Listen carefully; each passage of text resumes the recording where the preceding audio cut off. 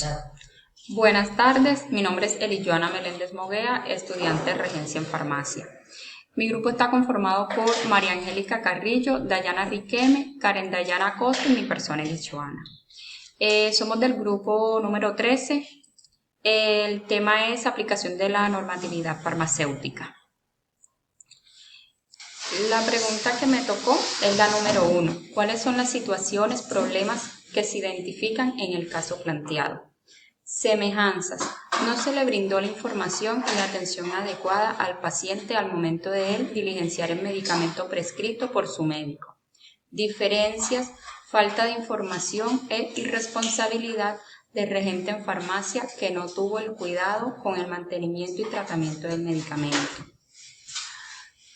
Semejanzas. El regente en farmacia debe estar previamente entrenado y clasificado al momento de él hacer la entrega del medicamento al paciente. Diferencia. Se debe tener en cuenta que para hacer la entrega de un medicamento, el regente en farmacia debe ver muy bien lo que el médico le prescribe en la fórmula para poder hacer la entrega adecuada del medicamento. Otra semejanza, se debe hacer un uso adecuado a los medicamentos, que no haya ningún error al momento de hacer la entrega al paciente. La diferencia, atención farmacéutica, que se debe disponer de una información y educación al paciente, a la comunidad sobre el uso adecuado de los medicamentos.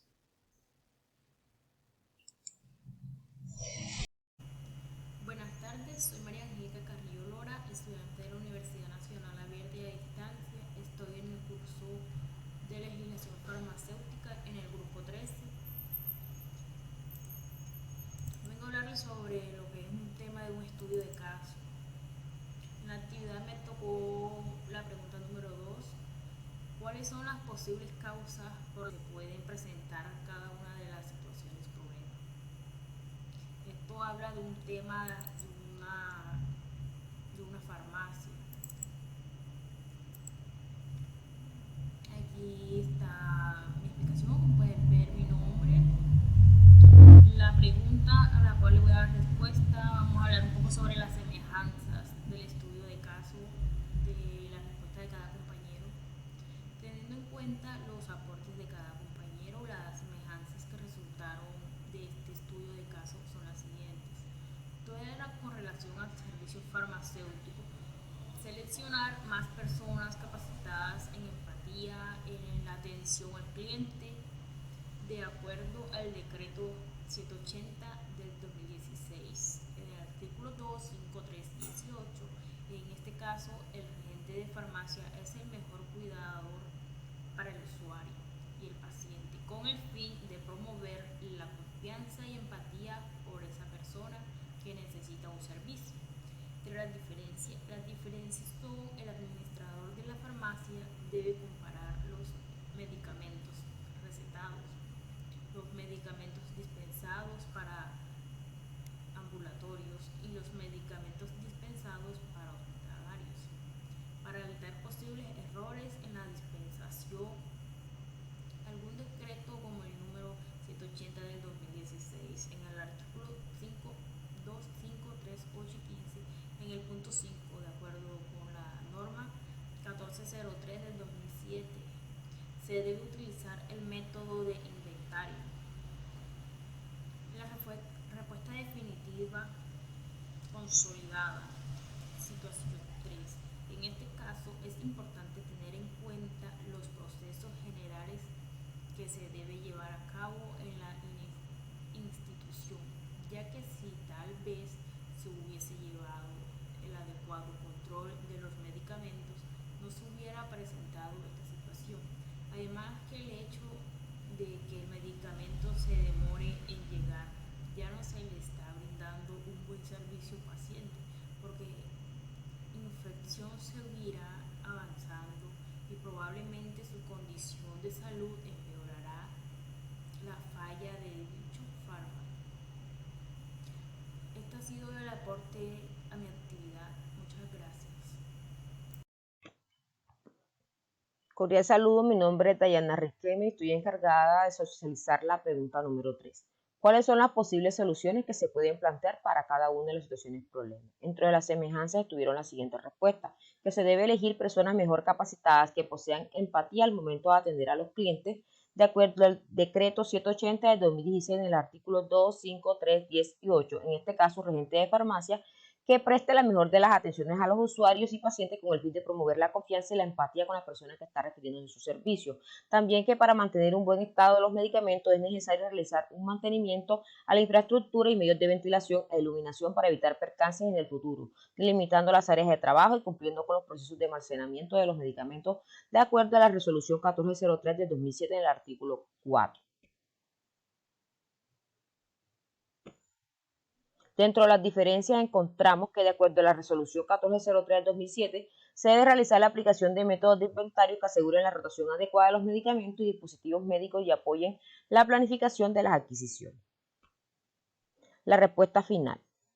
Para el problema de que la atención al usuario no fue la adecuada, ya que el regente no tenía la mejor disposición y no le brindó la adecuada asesoría, la solución es que hay que tener en cuenta las leyes. En el decreto 180 de 2016, en el artículo 2, 5, 3, 10 y 8, dentro de los requisitos del servicio farmacéutico, se afirma que se debe disponer de un buen recurso humano idóneo capacitado que posea la empatía al momento de atender a los clientes para el cumplimiento de las actividades. Por lo tanto, el regente de farmacia debe prestar la mejor de las atenciones a los usuarios y pacientes con el fin de promover la confianza y la empatía para la persona que está requiriendo su servicio.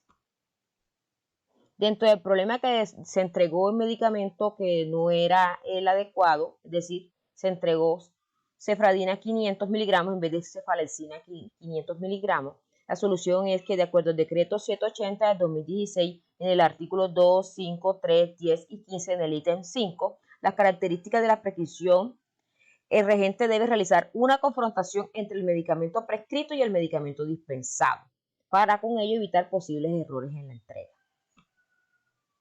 Para el problema que el medicamento recetado se encontraba en el momento agotado, es que de acuerdo a la resolución 1403 de 2007 se debe realizar la aplicación de métodos de inventario que aseguren la rotación adecuada de los medicamentos y los dispositivos médicos, esto apoyando la planificación de las adquisiciones. Por lo tanto, esto se hace de una forma periódica, especialmente mediante la evaluación de la rotación de inventario y del conteo físico comparado con el registro de existencia de los medicamentos.